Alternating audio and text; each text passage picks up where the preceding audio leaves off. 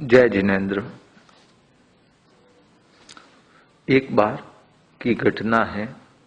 जंगल का राजा शेर जंगल में सो रहा था, तो उसके ऊपर लोमड़ी आदि कोई उसका नाक खींच रहा था, कोई कान खींच रहा था, कोई पूंछ हिला रहा था, कोई कुछ कर रहा था। सब किसी न किसी तरह से येन केन प्रकार उसे परेशान कर रहे थे और वो चुपचाप उसे सहन कर रहा था, बर्दाश्त कर रहा था। तभी वहां से एक कोई योगी राहगीर जा रहा था। जैसे ये दृश्य देखा कर जंगल का राजा शेर और उसके ऊपर ये लोमड़ी जिसकी कोई मजाल नहीं, औकात नहीं, वो उसके ऊपर कोई नाक खींच रही है, कोई कान में अंगुली डाल रही, कोई कुछ करी, कोई पूछ, कोई उसके ऊपर बैठ रहा है और ये शेर कुछ नहीं कर रहा है। वो शेर के पास गया योगी और शेर से बोला, तुम ये क्या कर रहे हो? तुम तो जंगल के राजा हो, तुम इस तरह से सुस्त पड़े हो। ये लोमड़ी तुम्हारे ऊपर चिल इधर उधर कर रहे, तुम्हारे कान में अंगुली डाल रहे हैं और कर रहे हो, तुम कुछ नहीं कर रहे हो। तो शेर ने कहा, मेरे में सामर्थ्य नहीं है, हिम्मत नहीं है कि मैं इनका प्रतिकार कर सकूं। मैं बहुत थका हुआ हूं, शिथिल हूं। तो योगी ने कहा, अरे तुम शिथिल कहां हो? तुम एक दहाड़ मारोगे, ये अभी रफू चक्कर हो जाएंगे इधर से। तुम अपना पुरुषार्थ जगाओ, केवल आवाज तो करो, तुम्हें क्या करना है?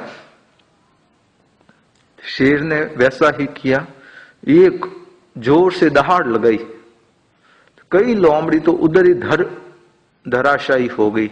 उस आवाज को सुनकर डरकर वहीं मर गई और कई वहां से रफू चक्कर हो गई। जंगल का राजा शेर केवल एक दहाड़ से समस्त लोमड़ियों को, कुछ मर गई, कुछ वहां से भाग गई। बंधुओं, वो की वो कंडीशन हमारी है। जिस तरह वह शेर सोया हुआ पड़ा और लोमड़ी उसके ऊपर नाच रही है, कूद रही है, वैसे ही हमारी आत्म पौरुष आत्मा अनादिकाल से सोई हुई पड़ी है और ये लोमड़ी रूपी कर्म हमें नचा रहे हैं। बस हमारा आत्म पौरुष जागृत करना है। एक दहाड़ तो लगाओ, अपनी आत्मा की अंतरात्मा से एक उद्गार तो निकालो, पुरुषार्थ तो करो। क्या असंभव है आपके लिए? अनादिकाल से कर्म आपकी आत्मसत्ता को छिन्न भिन्न करने के लिए हमला कर रहे हैं, मगर जो हमारे आत्मा का सुरक्षा कवच है, आज दिन तक उसे भेद नहीं पाए। आप क्यों निश्चिंत होकर बैठे हैं? बंधु, केवल एक आत्म पौरुष ही तो जागृत करना है, सजगता ही तो उजागर करनी है। मैं ये नहीं कहता कि आप कुछ मत करो, मैं तो कह रहा हूं जो आप कर रहे हो उसके भीतर सचेत और सावधान हो जाओ, संसार की हर प्रवृत्ति में जागरूक हो जाओ और कुछ नहीं करना है। अपने आत्म पौरुष को जगाने का यथोचित प्रयास करो। ये कर्म अपने आप रफू चक्कर हो जाएंगे, कुछ नहीं कर पाएंगे। है क्या इनके सामर्थ्य में? अनादिकाल से हमारी आत्म सत्ता की जो एक दीवार बनी हुई है, उसको वो छेद नहीं पाए तो हमारा क्या बाल बाका कर सकते हैं? मगर हमने इसको कर्मों का राजा कह दिया है, हम इसके गुलाम बन के रह गए। उस गुलामी को तोड़ो। आप मालिक हो, आप सेठ हो, गुलाम नहीं हो। आज ही अपनी दृष्टि बदलो, आज से आपकी सृष्टि बदल जाएगी।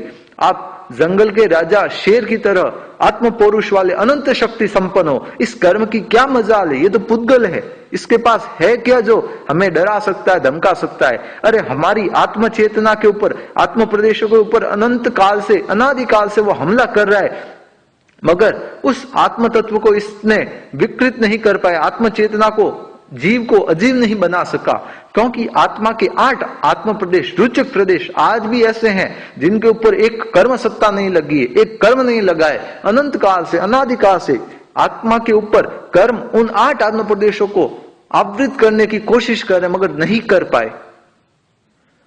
इसीलिए जीव का अस्तित्व टिका रहेगा। बंधुओं, केवल अपनी आत्म सत्ता, अपनी आत्म शक्ति को जागृत कीजिए। कर्म कुछ नहीं है, हम सक्षम है, अक्षम नहीं है, मगर हमने ही साइकोलॉजी क्रिएट की हुई है। कर्म के चक्कर में उलझे हुए हैं, कर्म भारी है। और क्या कर्म भारी है? स्वयं को पॉजिटिव लो, नेगेटिव मत सोचो। मेरे जितना हलुकर्मी जीव पूरी दुनिया में कोई नहीं, ये चिंतन करो।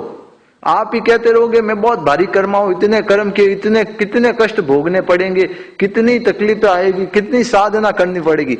और क्यों सोचते हो इतनी साधना करनी पड़ेगी? ये सोचो ना कि मेरे जितना हलुकर्मी जीव इस पूरी दुनिया में कोई नहीं है।